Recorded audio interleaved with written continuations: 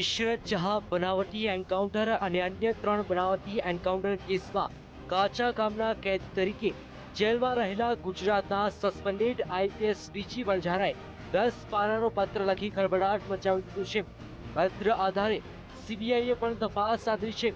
શુક્રવારના રોજ સીબીઆઈના ઉચ્ચ અધિકારીઓએ સાબરમતી જેલમાં વણઝારાની પૂછપરછ કરી હતી, જેના કેન્દ્રમાં વણઝારા અને ગુજરાત આઈબીના તત્કાલીન વડા રાજેન્દ્ર કુમાર વચ્ચેનો સંબંધ, ક્રાઇમ બ્રાન્ચના તત્કાલીન જેસીપી પીપી પાંડે અને રાજેન્દ્ર કુમાર વચ્ચેનો સંબંધ તથા રાજેન્દ્ર કુમાર અને ગુજરાતના રાજકારણી વચ્ચેનો સંબંધ રહ્યો હતો.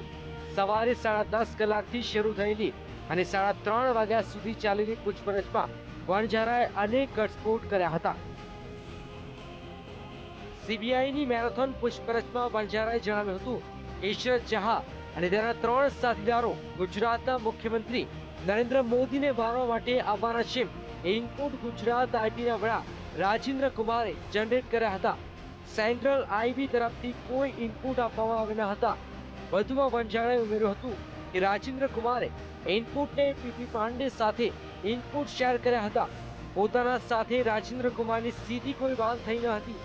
ચોંકાવનારો ખુલાસો કરતા વણઝારાએ સીબીઆઈને જણાવ્યું હતું કે ગુજરાત સરકારને ઇશરત જહાં અને તેના સાથીદારોનું બનાવટી એન્કાઉન્ટર થવાનું છે અને કઈ રીતે આખું ઓપરેશન પાર પાડવાનું છે તેની જાણ કરવામાં આવી હતી. ગુજરાત સરકારના તત્કાલીન ગૃહ રાજ્યમંત્રી અમિત શાહ એકમાત્ર અને પ્રથમ વ્યક્તિ હતા જેને આખા ઓપરેશનની ખબર હતી. વણઝારાએ આખા કેસમાં પાંડે તેમની તરફ ખોટો ઇશારો કરતો હોવાનું ઉમેરી કહ્યું કે પાંડે અને રાજેન્દ્ર કુમાર વચ્ચે માહિતીની આપ-લે થઈ હતી. રાજેન્દ્ર કુમાર સાથે પોતાની કોઈ વાતચીત થઈ ન હતી.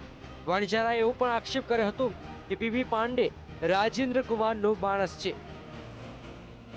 વણઝારાએ માત્ર ઇશરત જહાં કેસની વાત ન કરતા સાદિક જમાલ બનાવટી એન્કાઉન્ટરની વાત કરી વટાણા ભેરી નાખ્યા હતા.